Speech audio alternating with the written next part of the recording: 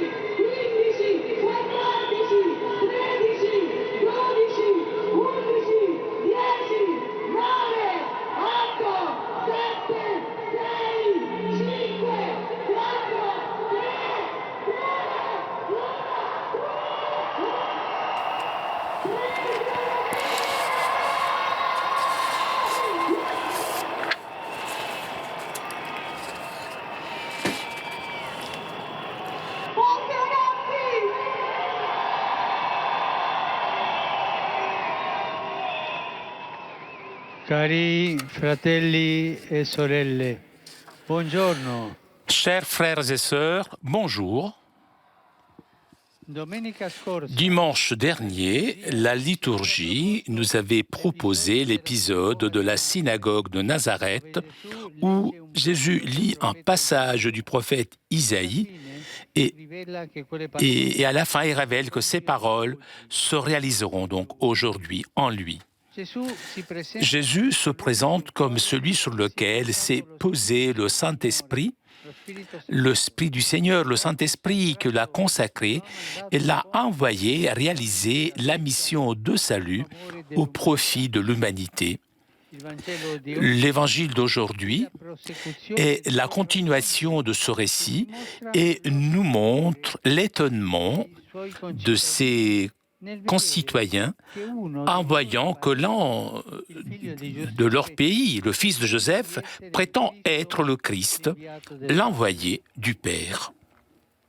Jésus, avec sa capacité à pénétrer les esprits et les cœurs, comprend immédiatement ce que pensent ses compatriotes. Il pense, estime que, puisque lui était l'un d'entre eux, il doit prouver cette étrange prétention, donc, en faisant des miracles, comme il avait fait dans les villages voisins. Mais Jésus ne veut pas et ne peut pas accepter cette logique, car cette logique ne correspond pas au plan de Dieu. Dieu veut la foi et eux, ils veulent des miracles, des signes. Dieu veut sauver tout le monde et eux, donc, ils veulent un Messie à leur avantage. Et pour expliquer la logique de Dieu, Jésus donne l'exemple de deux grands prophètes anciens, Élie et Élisée, qui Dieu avait envoyé guérir et sauver le peuple non-juif, d'autres peuples, mais qui avaient confiance en sa parole. Face à cette invitation à ouvrir leur cœur à la gratuité et à l'universalité du salut,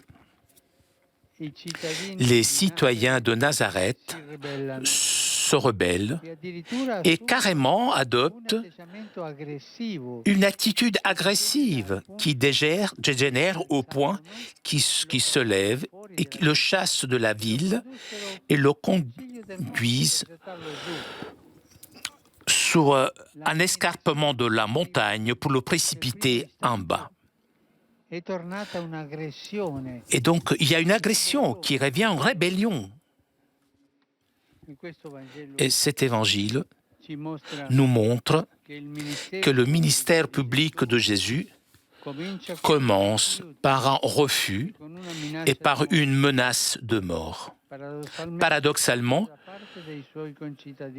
justement de la part de ses concitoyens, Jésus, en vivant la mission confiée par le Père, est bien conscient qu'il doit faire face à la fatigue, au rejet, à la persécution et à la défaite. Un prix que hier, comme je dis, la prophétie authentique est appelée à payer. Le dur rejet, cependant, ne décourage pas Jésus et n'arrête pas le chemin et la fécondité de son action prophétique. Il avance dans ce chemin, confiant dans l'amour du Père. Aujourd'hui aussi, le monde a besoin de voir chez les disciples du Seigneur des prophètes, c'est-à-dire des personnes courageuses, persévérantes à répondre à la vocation chrétienne. Des personnes qui suivent la poussée du Saint-Esprit, qui les envoie annoncer l'espoir et le salut aux pauvres et aux marginaux. Des gens qui suivent la logique de la foi et non la logique du miracle. Des personnes dédiées au service de tous, sans privilèges et exclusion. En quelques mots, des gens qui s'ouvrent à accueillir en eux-mêmes la volonté du Père et s'engagent à en témoigner fidèlement aux autres. Prions Marie toujours sainte pour que nous puissions grandir et marcher dans la même ardeur apostolique pour le royaume de Dieu qui a animé la mission de Jésus.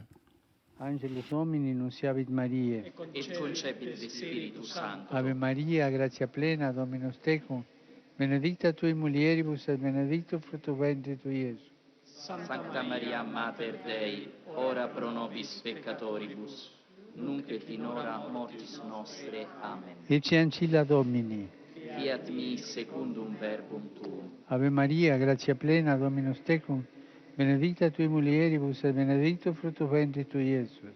Sancta Maria, Mater Dei, ora pro nobis peccatoribus, nunc et in hora mortis nostre. Amen. Et verbum caro factum est. Et habitavit in nobis. Ave Maria, gratia plena, Dominus tecum, benedicta tui mulieribus et benedictus fructus ventris tui, Iesus. Sancta Maria, Mater Dei, ora pro nobis peccatoribus, nunc et in hora mortis nostre. Amen. Ora pro nobis, Santa Dei Genitrix. Ut in exiciamur promissionibus Christi.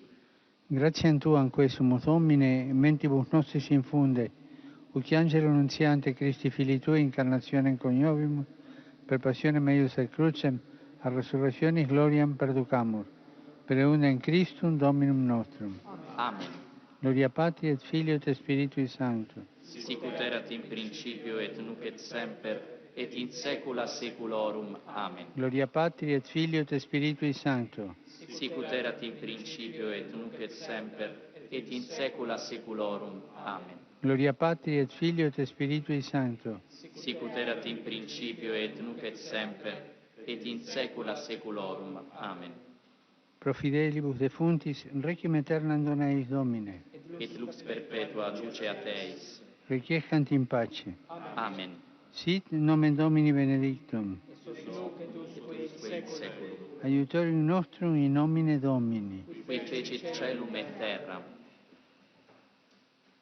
Benedicat vos, omnipotens Deus, Pater, et Filius, et Spiritus Sanctus. Amen. Amen.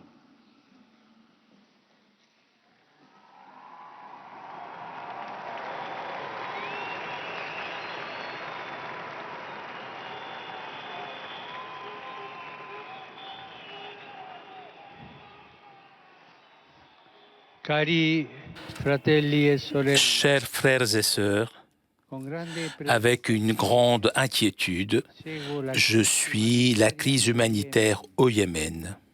La population est épuisée à cause du long conflit et de nombreux enfants souffrent de la famine.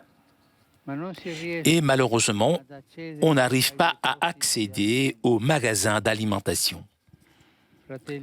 Frères et sœurs, le cri de ces enfants et de leurs parents se lève devant Dieu.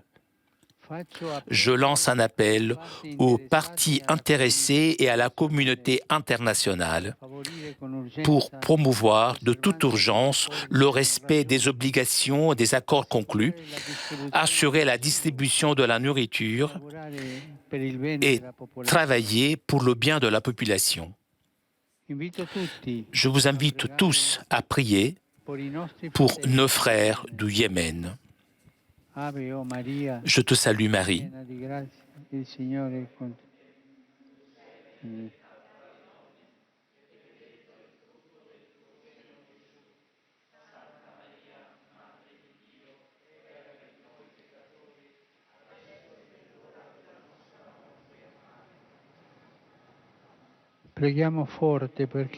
Il faut prier très fort. Ce sont des enfants.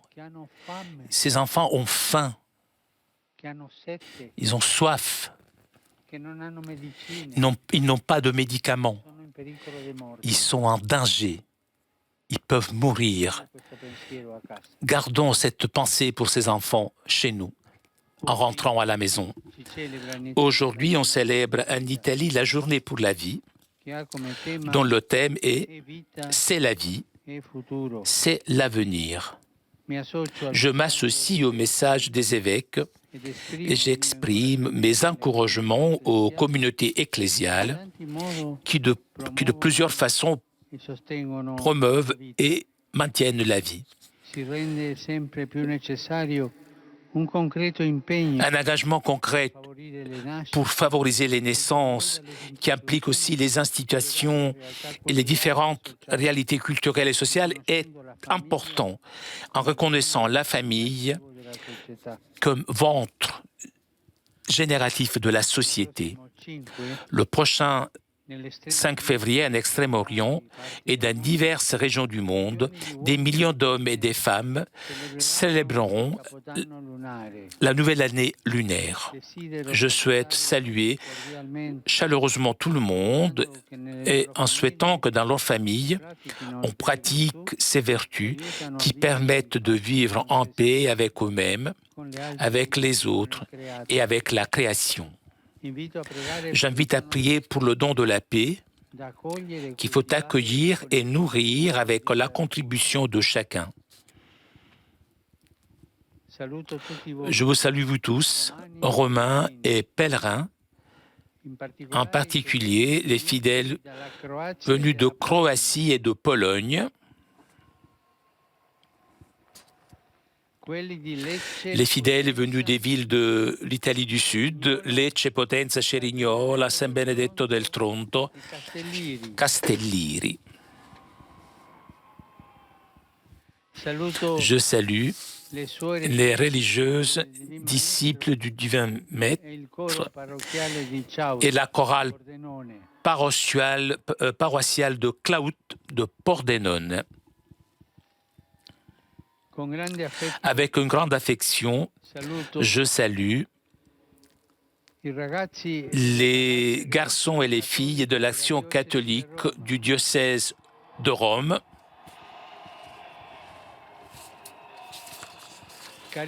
Chers enfants, je suis heureux de vous accueillir avec le cardinal vicaire, aux prêtres adjoints, à vos parents, à vos éducateurs, à la fin de la caravane de la paix. Par cette initiative, vous ouvrez les célébrations à l'occasion du 150e anniversaire de la fondation de l'Action catholique de Rome et le 50e anniversaire de la naissance de l'Association catholique romaine. Je vous souhaite d'être des témoins joyeux de la paix et de la fraternité. Et maintenant, écoutons ensemble le message que vos amis qui sont à côté de moi nous liront. Cher Pape François, cette année aussi, nous, les enfants de l'Action catholique, avec nos amis, nos éducateurs et nos prêtres, nous sommes revenus chez toi pour dire à tout le monde de façon claire et forte que nous voulons la paix. Si on n'avait pas bien compris, nous voulons la paix. À être plus précis, nous avons découvert que la paix, c'est une chose vraiment très bonne, même. Elle est goûteuse, donne de la saveur à nos relations et fait du bien à nos cœurs, qui devient plus sain et véritable, plus fort. Et oui, parce que le parcours de cette année, le parcours de l'Action catholique est la cuisine. Et donc la journée porte le nom la saveur de la paix. La paix, c'est un peu comme le sel. S'il n'y a pas de sel, tout n'a pas de saveur. Il suffit d'un petit peu de sel pour que le plat, l'assiette, ait plus du goût. Et même s'il y a des situations difficiles entre nous et dans le monde, il ne faut pas se décourager ou tourner le visage de l'autre côté. Il faut engager des actions de paix qui ne pourront peut-être pas résoudre tous les problèmes, mais sûrement donnera plus de saveur à ce monde, à notre monde. Nous aussi, nous voulons jouer notre rôle et donc, avec les fonds que nous avons récoltés, nous continuerons avancer le projet. Nous avons du riz pour une chose sérieuse. C'est ce riz qui pourra aider des pays pauvres afin que tout le monde puisse avoir sa juste récompense pour leur travail et vivre en dignité. Cher Pape, nous sommes ici aussi pour fêter avec toi deux objectifs importants. Le premier est que l'Action catholique romaine, cette année, fête ses 50 ans dans notre belle ville. À toi, qui es notre évêque, nous demandons une prière afin, puisque nous annonçons toujours l'Évangile. Deuxième objectif, l'Action catholique des enfants fête ses 50 ans. Mais comme tu vois, nous ne faisons pas notre âge. Et depuis un demi-siècle que nous, les enfants, nous essayons d'enrichir notre association avec notre présence, notre engagement, de raconter que c'est beau de rencontrer Jésus. Souviens-toi de notre association dans tes prières. Merci beaucoup, Pape François, pour ton engagement à nous raconter Jésus et comment le suivre dans notre vie. On a l'impression que tu n'es jamais fatigué. Et nous non plus, nous ne fatiguerons jamais de dire que nous voulons la paix. Oui, nous voulons la paix. L'Action catholique de Rome qui t'aime beaucoup.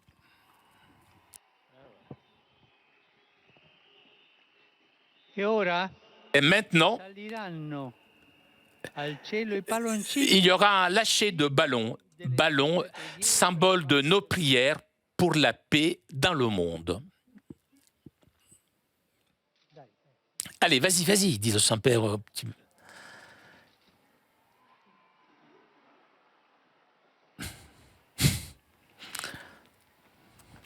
Bon, comme vous voyez, ce n'est pas facile de trouver la paix.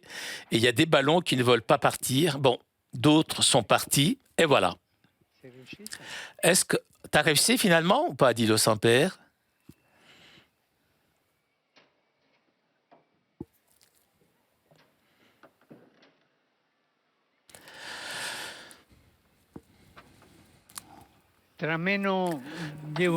D'ici 1 heure, je partirai pour un voyage bref mais très important aux Émirats arabes. S'il vous plaît, accompagnez-moi par la prière. Bon dimanche à vous tous, bon déjeuner et arrivederci. Allez, le Saint-Père qui invite les enfants à saluer la foule. Et comme vous avez entendu, le Saint-Père, d'ici 1 heure, part pour un nouveau voyage, cette fois-ci aux Émirats arabes. Eh bien, ce soir, à partir de 20h, vous pourrez suivre en différé la cérémonie d'accueil aux Émirats arabes. Un grand merci à Julien qui était aujourd'hui à la technique. Merci à vous pour votre fidélité. Merci au Vatican pour ces images. Je vous rappelle le rendez-vous de ce soir, 20h, pour la cérémonie d'accueil aux Émirats arabes. À très bientôt. Ciao.